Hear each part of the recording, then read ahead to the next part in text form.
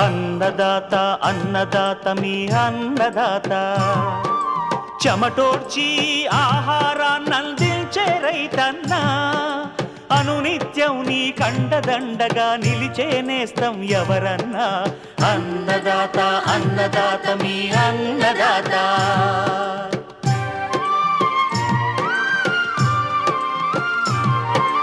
నూతన రీతుల సాగుబడికి, నూరింతలు పెరిగే దిగుబడికి సూచనలిచ్చే సస్య రక్షణకు, పశు పోషణకి శాస్త్ర విజ్ఞానం అందించి ముందుకు నడిపే తెలుగు రైతు భారతదేశానికి మకుటం అయ్యేలా తీర్చిదిద్దే ఆశయంతో మిమ్ము మేలు కొలిపేది అన్నదాత.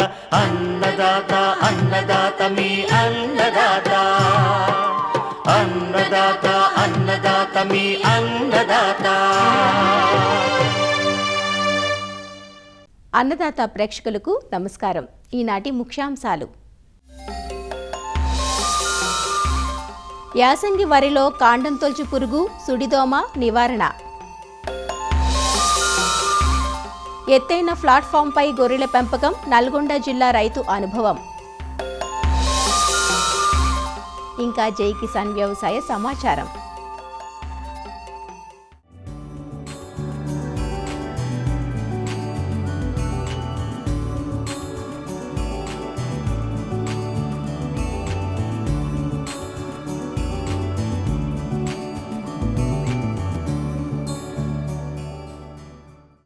ఎన్నో ఆశలతో ప్రారంభించిన యాసంగి వరి సాగు ఆటుపోట్లకు గురవుతోంది. నిన్న మొన్నటిదాకా అధిక చలితో పెరుగుదల అంతంత మాత్రంగా ఉన్న పొలాలు ఇప్పుడిప్పుడే తిప్పుకుంటున్నాయి. ఈలోపే మేమున్నామంటూ పొలంపై దాడి చేస్తున్నాయి చీడ పురుగులు. ముఖ్యంగా కాండం తొలచు పురుగు, సుడిదోమ పురుగుల నష్టం ఈ యాసంగి వరిలో ఎక్కువగా కనిపిస్తోంది. ఈ పురుగుల నివారణకు సమగ్ర సస్యరక్షణ చర్యలు పాటించడం తప్పనిసరి. యాసంగి వరిలో కాండం తొలచు పురుగు, సుడిదోమ నివారణకు పాటించాల్సిన సమగ్ర యాజమాన్యం గురించి తెలియజేస్తున్నారు ప్రొఫెసర్ జయశంకర్, తెలంగాణ రాష్ట్ర వ్యవసాయ విశ్వవిద్యాలయం వరంగల్ ప్రాంతీయ వ్యవసాయ పరిశోధనా స్థానం శాస్త్రవేత్త డాక్టర్ ఆర్ శ్రవణ్ కుమార్. ముఖ్యంగా యాసంగి వరికి సంబంధించి కొన్ని ప్రధానమైన పురుగులు ఎక్కువ మొత్తంలో ఆశించి నష్టం చేస్తాయి. వాటిలో ముఖ్యమైనవి కాండం తొలచే పురుగు, సుడిదోమ. వీటిలో ప్రధానంగా చూసినట్లయితే కాండం తొలచే పురుగు అనేది చాలా కీలక పాత్ర వహిస్తుంది. ఈ యొక్క కాండం తొలచే పురుగును మనం చాలా చోట్ల మొగి పురుగు అని కూడా పిలుస్తూ ఉంటారు. ఇది వర్షాకాలం పంటలకు అట్లాగే యాసంగి పంటలో రెండు పంటల్లో కూడా వరి పంటను ఆశించి నష్టం చేస్తుంది.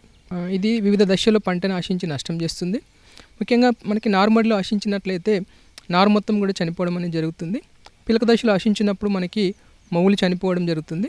అట్లాగే మనకి పూత దశలో ఆశించినట్లయితే తెల్ల కంకులు అనేది ఏర్పడతాయి. వీటికి సంబంధించి గమనించినట్లయితే ఈ యొక్క కాండం తొలచే పురుగు లేదా మొగి పురుగు యొక్క తల్లి రెక్కల పురుగులు ఆకు కొనల మీద, కాండం మీద గుంపులు గుంపులుగా గుడ్లు పెట్టడం జరుగుతుంది. వాటిని గోధుమ రంగు మనకి వెంట్రుకలతో కప్పివేస్తుంది. వీటి నుంచి వచ్చిన మనకి పిల్ల పురుగులు తొలి దశలో ఆకుల మీద గోకి తినడం జరుగుతుంది. తర్వాత కాండం లోపలికి వెళ్ళిపోయి కాండాన్ని కొరికి వేయడం అనేది జరుగుతుంది. ఈ పిలక దశలో గమనించినట్లయితే ఈ మొవ్వు చనిపోవడం జరుగుతుంది. మొవ్వు మనం పీకినట్లయితే చేతిలోకి సులువుగా ఊడి వస్తుంది. అట్లాగే పూత దశలో ఆశించినట్లయితే పిలకను కొరికి వేయడం వల్ల, వెన్ను కత్తిరించడం వల్ల లోపల మనకి వెన్ను లోపల గింజలు ఏర్పడవు. గింజలు ఏర్పడినప్పటికీ మొత్తం కూడా తాలుగా అయిపోతాయి. దీన్నే తెల్లకంకి అని పిలుస్తారు. సో దీని యాజమాన్యానికి సంబంధించి ముఖ్యంగా అంతకుముందు పంటను మనకి పంట అవశేషాలు లేకుండా పూర్తిగా మనము లోతు దుక్కులు అనేది చేసుకోవడం చాలా ముఖ్యమైనది. అట్లాగే నారుమడి దశలో నారు పీకడానికి వారం రోజుల ముందు ఎకరానికి సరిపోయే నారుమడిలో ఒక 800 గ్రాముల కార్బోఫిరాన్ 3G గుళికలు మనం వేసుకున్నట్లయితే దీన్ని కొంతవరకు మనం అరికట్టవచ్చు. మనం నాటు వేసుకున్న తర్వాత పిలక దశలో ఎకరానికి 10 కిలోల చొప్పున కార్బోఫిరాన్ 3G గుళికలు కానీ, లేదా కార్టాబైటోక్లోరైడ్ గుళికలు 8 కిలోలు ఎకరానికి కానీ, లేదా క్లోరంటా నిలుపు అనే గుళికలు ఎకరానికి 4 కిలోల చొప్పున మనము బురద పదంలో వేసుకున్నట్లయితే కాండం తొలచే పురుగును అరికట్టవచ్చు. అట్లాగే అప్పటికి కూడా మనము ఈ యొక్క కాండం తొలచే పురుగు ఇంకా ఆశిస్తుందని మనం గమనించినట్లయితే తొలి దశలో ఎసిఫెట్ మందు 1.5 గ్రాముల లీటర్ నీటికి కానీ, లేదా కార్టాబైటోక్లోరైడ్ మందు 2 గ్రాముల లీటర్ నీటికి కానీ, లేదా క్లోరంటా నిలుపు అనే మందు ఎకరానికి 60 మిల్లీలీటర్ చొప్పున మనం పిచికారీ చేయవచ్చు. సో వీటితో పాటు అట్లాగే వేరే రసాయనేతర పద్ధతులు, ముఖ్యంగా లింగాకర్ష బుట్టలు పెట్టుకోవడం అనేది చాలా ముఖ్యం. ఎకరానికి ఒక 4 నుంచి 5 లింగాకర్షి బుట్టలు పెట్టుకొని ఈ యొక్క పురుగు ఉధృతిని మనం గమనించుకోవాలి. అట్లాగే ట్రైకోగ్రామా పరాన్నజీవులను 4 కార్డులు చొప్పున ఒక 5 సార్లు నాటు వేసిన తర్వాత 20 రోజుల నుంచి మనం పెట్టుకున్నట్లయితే అట్లా కూడా మనము ఈ యొక్క మొగి పురుగును మనం సమర్థవంతంగా అరికట్టవచ్చు. దీంతోపాటు మనకి సుడిదోమ కూడా మనకి కొన్నిసార్లు వరి పంటను యాసంగిలో ఆశించి మనకు నష్టం చేస్తుంది. దీనిలో 2 రకాల పురుగులు ఉంటాయి. గోధుమ రంగు దోమలు, అట్లాగే వీపు మీద తెల్ల మచ్చ ఉన్న దోమలు. ఈ 2 కూడా వరి పంటను ఆశించి నష్టం చేస్తాయి. మనకి వానాకాలంలో అయితే మనకి సెప్టెంబర్ నుంచి మొదలై అక్టోబర్ నవంబర్లో వీటి యొక్క ఉధృతి ఎక్కువగా ఉంటుంది. యాసంగిలో అయితే మార్చి నెలలో మనకి దీని యొక్క ఉధృతి అనేది మనకి ఎక్కువగా కనిపిస్తుంది. పిల్లదోమలు అట్లాగే తల్లిదోమలు వరి మొక్క మొదల దగ్గర ఉండి నీటి పైభాగాన ఉండి మొక్కల నుంచి రసాన్ని పీల్చి మనకు నష్టం అనేది చేయడం జరుగుతుంది. సో ఇవి రసాన్ని పీల్చినప్పుడు ముఖ్యంగా మొదట ఆ మొక్కలన్నీ లేత పసుపు వర్ణంలోకి మారిపోతాయి. తర్వాత ఉధృతి ఎక్కువయ్యే కొద్దీ పంట మొత్తం కూడా వలయాకారంలో సుడుగా ఎండిపోవడం అనేది మనకు కనిపిస్తుంది. దీన్నే దోమపోటు అని కూడా పిలుస్తారు. సో దీని నివారణకి ముఖ్యంగా తొలి దశలో ఎసిఫేట్ అనే మందు 1.5 గ్రాములు కానీ, లేదా బిప్రోఫెజిన్ అనే మందు 1.6 మిల్లీలీటర్లు లీటర్ నీటికి, లేదా డైనోటెఫ్రాన్ అనే మందు 0.4 గ్రాములు లీటర్ నీటికి, లేదా పైమెట్రోజిన్ అనే మందు 0.6 గ్రాములు లీటర్ నీటికి, లేదా ట్రైఫ్లోమిజోపెరమ్ అనే మందు 0.48 మిల్లీలీటర్లు లీటర్ నీటికి చొప్పున మనము కలుపుకొని మొక్కల మొదల దగ్గర పడేటట్టుగా పిచికారీ చేసుకున్నట్లయితే ఈ యొక్క సుడిదోమను మనం సమర్థవంతంగా అరికట్టవచ్చు. అట్లాగే వీటితో పాటు నత్రజని ఎరువులను సిఫారసు మేరకి వాడుకోవాలి. అట్లాగే పొలంలో మనకి ప్రతి 2 మీటర్లకి 20 సెంటీమీటర్ల చొప్పున ఖాళీ బాటలు తీసుకోవాలి. ముఖ్యంగా నత్రజని ఎరువులు మాత్రం సిఫారసు మేరకే మనం వాడుకున్నట్లయితే మనం దీన్ని సమర్థవంతంగా అరికట్టవచ్చు.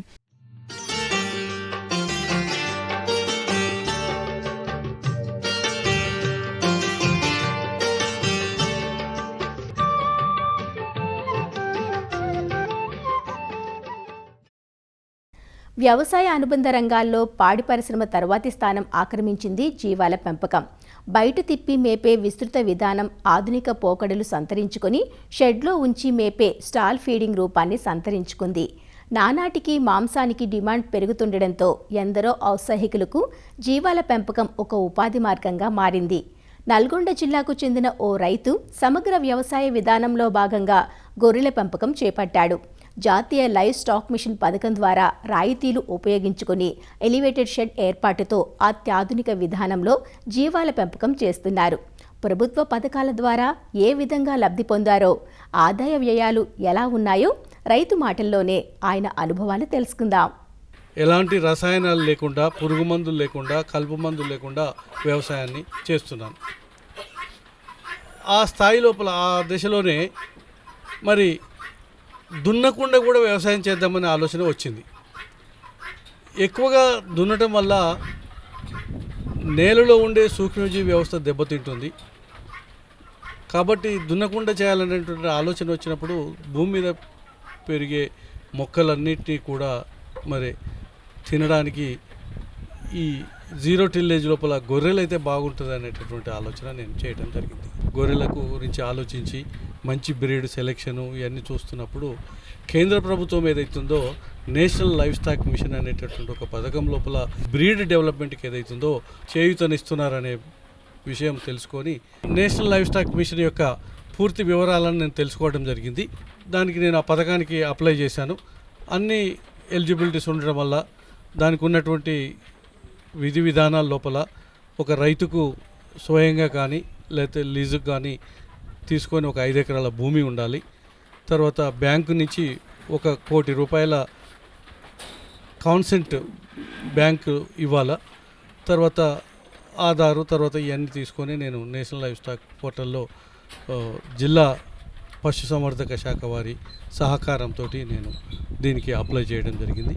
అప్లై చేసిన తర్వాత నాకు అన్ని నియమ నిబంధనలకు నేను పాటించడం వల్ల నాకు ఈ స్కీమ్ శాంక్షన్ అయింది. 1 కోటి రూపాయల పథకం ఇది. 1 కోటి రూపాయల పథకం లోపల ఒక 50% గవర్నమెంట్ ఆఫ్ ఇండియా సబ్సిడీ ఇస్తున్నది. అది ఫ్రంట్ ఎండ్లో 25%, తర్వాత బ్యాక్ ఎండ్లో 25% ఇస్తుంది. మిగతా 50% ఏదైతుందో మొదట్లో స్కీమ్ ప్రారంభం లోపల మరి బ్యాంకు నుంచి లోను శాంక్షన్ చేయించుకోవడం జరిగింది. ఈ రకంగా 50 లక్షలు బ్యాంక్ లోన్ శాంక్షన్ చేయించుకొని ఈ గొర్రెల పథకాన్ని దీన్ని మొదలుపెట్టాను.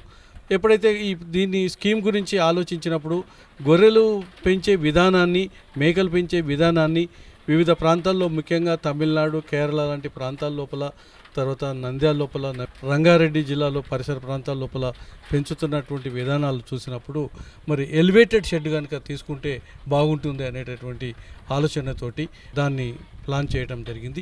ఈ షెడ్ను చూసినట్లయితే ఇది భూమికి 6 ఫీట్ల ఎత్తులో ఉంటుంది. ఎత్తులో ఉండటం వల్ల గొర్రెలు విసర్జించినటువంటి మలమూత్రాలు ఏవైతుందో కింద పడిపోతుంటాయి. దాంతో ఒక ఆరోగ్యకరమైనటువంటి వాతావరణం లోపల మనము గొర్రెలను పెంచడం జరుగుతుంది. దీనివల్ల ఏమవుతుందంటే మంచి పరిశుభ్రమైన గాలి లభించడంతో పాటు అవి పడుకున్నప్పుడు కానీ లేకపోతే మిగతా సమయాల లోపల కూడా ఎలాంటి అపరిశుభ్రత వాటి లోపల లేకుండా చూసుకోవచ్చు. మంచి నీటి వ్యవస్థను కూడా, మరి ఆహారం కంటే ముందు నీటి వ్యవస్థను కూడా సక్రమంగా ఓవర్ హెడ్ ట్యాంకుని ఏర్పాటు చేసి, పైప్ లైన్ ఏర్పాటు చేసి, ఎక్కడికెక్కడ నీటి తొట్టులను ఏర్పాటు చేసి ఈ మంచి నీటిని కూడా సరఫరా చేయడం జరుగుతుంది. నేషనల్ లైఫ్ స్టాక్ మిషన్ పోర్టల్లోనే వాళ్ళు ఇచ్చినటువంటి గైడ్లైన్స్లోనే ఒక గొర్రెకు 10 SFT రూఫ్ ఏరియా ఉండాలి, తర్వాత సిక్ ఎనిమల్స్కు, తర్వాత స్టోరేజ్కి, తర్వాత లేబర్కు ఇంకొక 1500 SFT ఉండాలి. అంటే మొత్తం కలిపి 9000 SFT షెడ్ నిర్మాణం జరగాలి. ఆ స్కీమ్కి అనుగుణంగానే నేను సుమారు ఒక 10,000 SFT తోటి ఈ షెడ్ నిర్మాణం చేపట్టడం జరిగింది. ప్రోగ్రాము ఏదైతుందో బ్రీడ్ డెవలప్మెంట్ ప్రోగ్రామ్ అంటాం దీన్ని. అంటే మంచి మేలుజాతి గొర్రెలను పెంపొందించి మేలుజాతిని అభివృద్ధి చేయడము భారత ప్రభుత్వం యొక్క ఉద్దేశం కాబట్టి దాంట్లో భాగంగానే వెటనరీ డిపార్ట్మెంట్ లోపల మరి శ్రీనివాసరావు గారు జాయింట్ డైరెక్టర్గా ఉన్నారు. వారితో సంప్రదించినప్పుడు మరి ఈ చుక్కజాల అంటాం వీటిని, మాచర్ల బ్రీడ్, ఈ బ్రీడ్ తీసుకోండి రెడ్డి గారు, ఇది చాలా బాగుంటుంది, తర్వాత 2 పిల్లలు వేసే లక్షణాలు ఉంటాయి, ఇమ్యూనిటీ బాగుంటుందని వారు చెప్పడం వల్ల వారి సలహాతోటి మరి మాచర్ల, మల్లేపల్లి, గుర్జాల ఆ ప్రాంతంలోకి వెళ్ళి మేలైనటువంటి మంచి ఈ బ్రీడ్ను నేను సెలెక్ట్ చేసుకోవడం జరిగింది. అందులో కొన్ని 2 పిల్లలు కూడా ఇస్తున్నాయి, ఆరోగ్యంగా ఉంటున్నాయి. ఇప్పుడు 570-600 వరకు సుమారుగా తల్లులు పిల్లలు కలిసి 500. దానా నేను సహజ సిద్ధంగా సూపర్ నేపియర్ గడ్డిని పెంచడం జరిగింది. సూపర్ నేపియర్ ఏమో తృణజాతి గడ్డి, అది పప్పు జాతి గడ్డి లోపల హెడ్జులూసన్ పెంచడం జరిగింది. ఈ రెండింటిని కట్ చేసి చాపింగ్ చేసి రోజు గొర్రెలకు అందజేయడం జరుగుతుంది. వీటితో పాటు మరి ఎండుదానా కూడా మనకు అందుబాటులో ఉన్నటువంటిది, మనకు దొరికినటువంటి కంది పొట్టు కానీ, వేరుశెనగ పొట్టు కానీ, సోయా పొట్టు కానీ, ఏది దొరికితే అది అందుబాటులో తక్కువ రేట్లో లేకపోతే మంచిగా ఉండేటటువంటి పొట్టు ఏది దొరికినా కానీ వాటిని కూడా సేకరించి స్టోర్ రూమ్లో స్టోర్ చేసి ఎండుదానాన్ని కూడా వాటికి ఇవ్వడం జరుగుతుంది. నేను అప్పుడప్పుడు ఓపెన్ గ్రేజింగ్ కూడా నా తోటలోకి వదిలిపెడుతున్నాను. షెడ్లో ఉన్న రోజు మాత్రం రోజు ఉదయము, మధ్యాహ్నము, సాయంత్రం 3 పూటలు కూడా వాటికి మంచి ఆరోగ్యకరమైనటువంటి ఆహారాన్ని అందించడం జరుగుతుంది. ముఖ్యంగా ఇక్కడ గొర్రెల పెంచాలనుకునేటటువంటి వాళ్ళకు, గొర్రెల దీన్ని అభివృద్ధి చేయాలనుకునే వాళ్ళకు కూడా నేను ఇచ్చేటటువంటి సూచన కానీ లేకపోతే నా యొక్క అనుభవంతో కూడా నేను చెప్పేది ఏంటంటే, గొర్రెలు కొనుగోలు చేయగానే ఫస్ట్ వాటికి డీవార్మింగ్ చేయాలి. గొర్రెలు ఏవైతున్నాయో నేల మీద మేయటం వల్ల వాటిలో పరాన్నజీవులు అనేటటువంటివి ఉంటాయి, వామ్స్ ఉంటాయి, కాబట్టి వాటికి డీవార్మింగ్ చేయాలి. ఈ డీవార్మింగ్ తర్వాత వ్యాక్సినేషన్ షెడ్యూల్స్ ఉన్నాయి. వ్యాక్సినేషన్ షెడ్యూల్స్లో PPR అని, తర్వాత HS అని, తర్వాత ఇట్లా ఫుట్ అండ్ మౌత్ అని, ఇట్లా వ్యాక్సినేషన్స్ షెడ్యూల్స్ ఉన్నాయి. ఆ షెడ్యూల్స్ని కనుక మనం సక్రమంగా పాటించినట్లయితే వ్యాధుల నుంచి కూడా మనం దూరంగా ఉండవచ్చు, ఆరోగ్యకరమైన గొర్రెలను పెంచవచ్చు. తర్వాత పుట్టిన ప్రతి పిల్లను కూడా సంరక్షించుకోవాలి. పిల్ల పుట్టగానే దాన్ని మంచిగా దాని ముక్కు మూతి శుభ్రంగా తొడవటము, తర్వాత గొర్రె నురుగుపాలు పుట్టగానే తల్లిపాలు తాగేటటువంటి ఏర్పాటు చేయటము, తర్వాత మరి తల్లిపాలు ఏమైనా తక్కువైతే కూడా దానికి ఆల్టర్నేట్గా కూడా ఏమన్నా చేసుకోవటము. తర్వాత ఇవన్నీ మనం కొంచెం సంరక్షణ కేర్ తీసుకుంటే తప్పకుండా గొర్రెలను మనం అభివృద్ధి చేసుకోవచ్చు. మెయింటైన్ చేయడానికి లేబర్ ఉన్నారు. ఒక 100 గొర్రెలు ఉంటే 2 లేబర్ అవసరం ఉంటుంది యావరేజ్గా. కాబట్టి నేను ఒక 7-8 లేబర్ తోటి నేను మెయింటైన్ చేస్తున్నాను. వాళ్ళు కూడా గతంలో గొర్రెల కాయడంలో, గొర్రెల పెంపకం లోపల అనుభవం ఉన్నటువంటి వాళ్ళని తీసుకొని నేను ఇక్కడ గొర్రెల కాపరిగా వాళ్ళను తీసుకోవడం జరిగింది. డిఫరెంట్ స్టేజెస్ ఆఫ్ డెవలప్మెంట్లో మానవుడిలో పెరుగుదల కానీ జీవులలో పెరుగుదల కానీ మనం చూసుకున్నట్లయితే పుట్టగానే నెల లోపల పిల్లలన్నిటికీ వాటి సంరక్షణ, వాటి పోషణ విధానము, వాటి తల్లులకు ఆరోగ్యకరమైన కొంచెం ఎక్కువ ఆహారము, కొంచెం మినరల్స్ లాంటివి కూడా లేకపోతే కాల్షియం లాంటివి కూడా ఇవ్వాల్సిన అవసరం ఉంటుంటుంది. కాబట్టి వాటిని ఒక బ్యాచ్గా తీసుకున్నాను. తర్వాత ఒక నెల తర్వాత పిల్లలకు ఏంటంటే మేత పడతాయి, అవి మేత తింటుంటాయి, అప్పుడప్పుడు తింటుంటాయి. కాబట్టి వాటికి మరి ఏడ్జిలూసన్ కానీ లేకపోతే ఇతర గడ్డి, కొంచెం పప్పు జాతి గడ్డిని మంచిగా అందియడానికి వాటిని ఒక బ్యాచ్గా తీసుకోవడం జరిగింది. కొదమ పిల్లలన్నింటినీ అంటే ఇక చూడి రెడీ టు కన్సీవ్ అనేటటువంటి స్టేజ్ కొదమలన్నింటినీ కూడా ఒక స్టేజ్లోకి, తర్వాత ప్రెగ్నెంట్ గొర్రెలన్నింటినీ కూడా సూడితో ఉన్నటువంటి గొర్రెలన్నింటినీ కూడా ఒక బ్యాచ్లోకి, తర్వాత పాలు మర్చిన పిల్లలన్నింటినీ కూడా ఒక 5-6 మాసాలు అయిన తర్వాత పాలు మర్చి ఉంటుంటాయి. తర్వాత అందులో పొట్టేలు పిల్లలు కూడా ఉన్నాయి, అవి కూడా కొంచెం ఎక్కువ ఫుడ్ వాటికి అవసరమవుతుంటుంది. కాబట్టి పాలు మర్చిన 5-6 నెలల పిల్లలన్నింటినీ కూడా ఒక దగ్గర ఇట్లా క్లాసిఫికేషన్ చేసి వాటిలో మరి ఇప్పుడు పెద్ద గొర్రె, తల్లి గొర్రె, దాని పక్కన ఇంకో చిన్న పిల్ల ఉన్నప్పుడు ఈ రెండింటికి మేత తినడంలో కొంచెం ఇబ్బందులు ఉంటాయి. కాబట్టి అలాంటి ఇబ్బందులు రాకుండా తల్లి పిల్ల మంచిగా మేసేటట్టుగా వాటికి ఏర్పాటు చేసి అట్లా వాటిని వేరువేరుగా కంపార్ట్మెంట్స్ అంటాము, లేకపోతే పార్టీషన్స్ చేసి వాటి మధ్య పెంచడం జరుగుతుంది. తర్వాత గొర్రె ఈనిన తర్వాత కూడా కొన్ని వాటి పిల్లల మరగడం అంటాం, పాలు ఇవ్వడంలో కొంచెం తేడా ఉండొచ్చు. అటువంటి వాటికి కూడా ఇంకా చిన్న చిన్న కంపార్ట్మెంట్స్ కూడా నేను తీసుకొని ఏర్పాటు చేయడం జరిగింది. తర్వాత సిక్ ఎనిమల్స్ ఏమన్నా అటువంటివి ఉంటే కూడా వాటి కోసం ఏర్పాటు చేయడం జరిగింది. ఇట్లా వివిధ దశలను బట్టి వాటి ఆరోగ్య అవసరాలు, వాటి ఫుడ్ అవసరాలు ఉంటాయి. కాబట్టి వాటిని వేరువేరుగా సంరక్షణ చేయడం జరుగుతుంది. సుమారుగా 35 లక్షల వరకు షెడ్ నిర్మాణానికి ఖర్చు అయింది. వాళ్ళ స్కీమ్లో కూడా దాన్ని 35 లక్షల షెడ్ ఉంటుంది, 55-60 లక్షల వరకు గొర్రెలకు ఉంటుంది. కాబట్టి దానికి అనుగుణంగానే నేను ఈ ప్రాజెక్టును చేయడం జరిగింది. ఒక first installment 25% front end subsidy ఏదైతుందో అది వచ్చింది. మిగతాది ఫైనల్ ఇన్స్పెక్షన్ ఇంకా ఎట్ టు బి కంప్లీటెడ్. అది వచ్చిన తర్వాత నేను అన్ని గైడ్లైన్స్ కూడా పాటించాను. కాబట్టి I hope it will come. 1.5 year నుంచి ప్రాజెక్ట్ మొదలుపెట్టాను. 2022లో మొదలుపెట్టాను. 23 అయిపోయి 24లోకి వచ్చాను. కొన్ని తీసాను. మొన్న దసరా పండుగ ముందు ఒక 15 పొట్టేళ్ళ వరకు ఉంటే వాటిని తీయడం జరిగింది. ఇప్పుడు రేపు వచ్చేటటువంటి బక్రీద్ లాంటి లేకపోతే రంజాన్ లాంటి మాసాల పండుగల కోసం మంచిగా వస్తాయని ఎక్స్పెక్ట్. డిమాండ్ మంచిగా ఉన్నది. ఇవాళ రేపు నాన్ వెజిటేరియన్స్ మటన్కు డిమాండ్ లేదనేటటువంటిది, మార్కెట్ లేదు అనేటటువంటిది లేదు. ఇప్పటికి కూడా మరి మనకు ఉన్నటువంటి డేటా ప్రకారం ఏంటంటే తెలంగాణకు రాజస్థాన్ లాంటి రాష్ట్రాల నుంచి ఎడారి ప్రాంతాల నుంచే రోజు కొన్ని వందల లోడ్ల గొర్రెలు, మేకలు మన రాష్ట్రానికి హైదరాబాద్కు పర్టికులర్గా వస్తున్నాయి.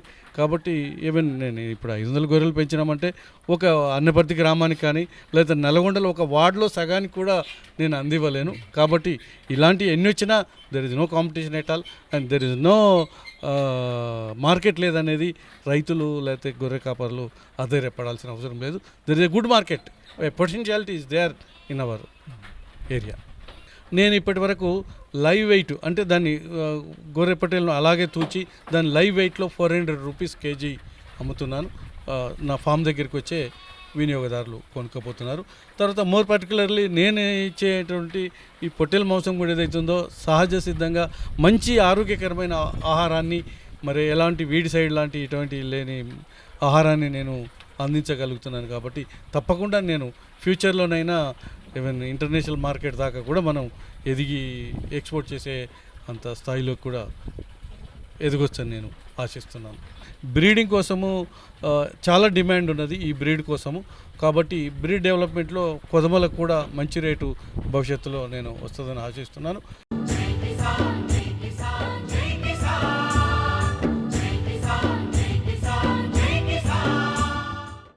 వ్యవసాయ సమాచారం ఇప్పుడు జై కిసాన్లో చూద్దాం.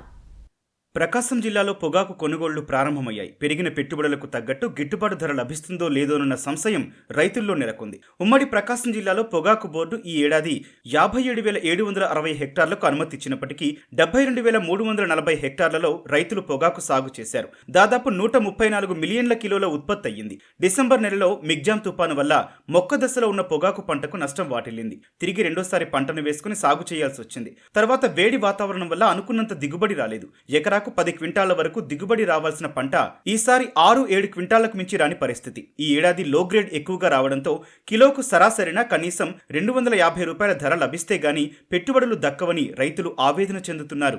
ఈ సంవత్సరం ఖర్చులు బాగా విపరీతంగా పెరిగిపోయినాయి. నిరుడికి ఈ సంవత్సరానికి 30% పెరిగింది. కానీ ఈ 230 రూపాయలు అయితే ఏం లేదు. కనీసం 260 రూపాయలు యావరేజ్ వస్తే కానీ రైతులు బయటపడరు. ఈ సంవత్సరం పచ్చ కూలీలు కానీ యార్నీలు కానీ అన్నీ విపరీతంగా పెరిగినాయి. అందువల్ల ఏంటంటే యావరేజ్ మాకు 260 రూపాయలకు తగ్గకుండా ఏమని కోరుతున్నాం. గత సంవత్సరం 219 రూపాయలు యావరేజ్ వచ్చింది. కానీ నిరుడు 10-11 క్వింటాలు పండింది. ఈ సంవత్సరం పొగాకులో కాటా లేదు, అంతా 8-7 క్వింటాలు పండింది. అందువల్ల రైతులకి కనీసం 260 రూపాయలు యావరేజ్ వస్తే కానీ రైతులు ఈ సంవత్సరం బయటపడరు. బ్యానీకి 3.5 లక్షల ఖర్చు పెరిగింది సార్ ఈ సంవత్సరం, పోయిన సంవత్సరానికి ఈ సంవత్సరానికి. పొగాకు కొట్టలేక బ్యానీలు లేక ఎండిపోతుంది. కొట్టించి ఎండేయాలంటే మనిషి 511 గంటలకి. కొంతమంది ఏదన్నా కొంత వీలున్నోళ్ళు కొట్టుకొని ఎండేసుకుంటున్నారు. మార్కెట్ అదే 23 ఏళ్ళు వేసారు ఇవాళ. ఈ సంవత్సరం ఏదంటే 30 ఏళ్ళు అమ్మిద్దని ఆశతోటి ఉన్నారు అందరూ. 50-50గా దిగుతుంది సార్ పొగాకు కూడా. మాడు సగం, నెంబర్ సగం. నేను 50 ఎకరాలు వేసా. 50-50. నేను 6 బ్యాన్లకు అయితే 12 బ్యాన్లు కొట్టాల్సి వస్తుంది. గతేడాది లో గ్రేడ్ పొగాకు సైతం మంచి ధరలే దక్కాయని, ఈ ఏడాది మాత్రం పరిస్థితి విరుద్ధంగా ఉన్నట్లు కనిపిస్తోందంటున్నారు. ఈ ఏడాది సాగు ఖర్చులు బాగా పెరగటం, ఎండలు కూడా పెరగటంతో ట్యాంకుల ద్వారా నీటిని అందించాల్సి వచ్చింది. దీనివల్ల అదనపు ఖర్చులు అయ్యాయంటూ రైతులు చెబుతున్నారు. ప్రస్తుతం పలుకుతున్న కిలోకు 230 రూపాయల సగటు ధర తమకు గిట్టుబాటు కాదని వాపోతున్నారు. ఖర్చులు బాగా విపరీతంగా పెరిగిపోయినాయి. మాకు యావరేజ్ 25,000 వస్తాయి కానీ గిట్టుబాటు కాదు. కింటాకి అంటే కేజీ 250 లెక్కన. అంత లో గ్రేడ్ దిగుతుంది కానీ బయట దిగట్లేదు. అందువలన బోర్డు కోరుకున్నాం కానీ వాళ్ళు 230 స్టార్ట్ చేశారు ఇవాళ. మేమైతే 250 అడిగాము. దిగుబడి 40% నెంబర్లు ఉంటాయి, 60% లో గ్రేడ్లు ఉంటాయి. వాతావరణం అనుకూలించగా లాస్ట్ లో గ్రేడ్ రేటు బాగుంది. ఏదో దిగుబడి వచ్చిందని నీళ్ళు కట్టాము. అంత ఆశాజనకంగా లేదు. సంవత్సరం పంట దిగుబడి 7 క్వింటాలు బాగా వస్తాయని అనుకుంటున్నాం. గత సంవత్సరం యావరేజ్ బాగానే ఉంది. ఈ సంవత్సరం ప్రకృతి అనుకూలించగా ఎలినో ప్రభావం వల్ల పొగాకు అనుకోకుండా డిసెంబర్ 2వ తారీఖు వర్షం పడి, ఒక వర్షంతో పొగాకు బాగా ఇదైన తర్వాత లెనినో ప్రభావం వల్ల ఉష్ణోగ్రతలు పెరగటం వల్ల పొగాకు పంట విపరీతంగా పాలిపోయి ఆకు కొట్టలేక ఎండిపోయి అది సుమారు 20 మిలియన్ల దాకా కొనుగోలు పరిస్థితి ఉంది. ఈరోజు ఉత్పత్తి వ్యయం కూడా చాలా ఎక్కువగా అయింది. అందువలన మాకు 250-60 మధ్య యావరేజ్ ఇస్తే కానీ గిట్టుబాటు కాదు. ఈ ఏడాది బోర్డు పరిధిలో దాదాపు 200 మిలియన్ కిలోల పొగాకును కొనుగోలు చేసేందుకు సిద్ధంగా ఉన్నామని, బయ్యర్లు కూడా గతం కంటే పెరిగారని, పోటీ కారణంగా మంచి ధర లభించే అవకాశం ఉందని బోర్డు అధికారులు పేర్కొంటున్నారు. కుండేపి మరియు ఒంగోలు 1 వేలం కేంద్రాల్లో ఆక్షన్ స్టార్ట్ అయ్యాయి. దాదాపు 202 మిలియన్ కేజీలు ఆంధ్రప్రదేశ్లో ఎఫ్సివి పొగాకు పండింది అనేసి అంచనా వేస్తున్నాము. రేట్లు కూడా ఈరోజు చూస్తే ఆశాజనకంగా ఉన్నాయి. ఈరోజు సరాసరి యావరేజ్ ధర మోర్ దాన్ 230 రూపీస్ ఉన్నది. అది లాస్ట్ ఇయర్ యావరేజ్ కంటే చాలా ఎక్కువ. లాస్ట్ ఇయర్ యావరేజ్ ఈ ప్లాట్ఫామ్లో 219 రూపాయలు. ఇంకా పెరుగుతుంది. సో రైతులందరూ మంచి లాభాలతో ఉంటారు అనేసి మేమందరం ఆశిస్తున్నాం. ఈ ఏడాది పెట్టుబడులు బాగా పెరిగిన నేపథ్యంలో మంచి ధర లభించాలని పొగాకు రైతులు కోరుకుంటున్నారు. మరిన్ని విభిన్న అంశాలతో రేపటి అన్నదాతలు మళ్ళీ కలుసుకుందాం. అంతవరకు సెలవు, నమస్కారం. అన్నదాతలు తమ సందేహాలు, సమస్యలను 1800-425-4085 టోల్ ఫ్రీ నంబర్లో ఉదయం 10 నుంచి 11 గంటల మధ్య పని దినాల్లో సంప్రదించగలరు. ఈ కార్యక్రమాన్ని యూట్యూబ్లో www.youtube.com/అన్నదాత ఈటీవీ లింక్ ద్వారా వీక్షించవచ్చు.